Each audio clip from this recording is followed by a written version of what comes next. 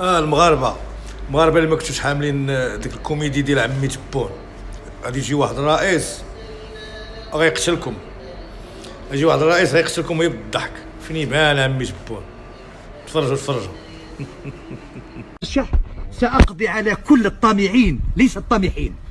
كيف؟ لأني على علم أن المترشحين الحاليين كلهم وجميعهم من مخلفات المفسدين. كيف ستقضي عليهم؟ سأقضي عليهم بعلمي وأفكاري وشجاعتي وشخصيتي وشعبيتي. شكرا. سأفجر هذه الأمة. سأفجر هذه الأمة وسأطلب وسأفرض كيف توظيف الجميع، إسكان الجميع، وتزويج الجميع.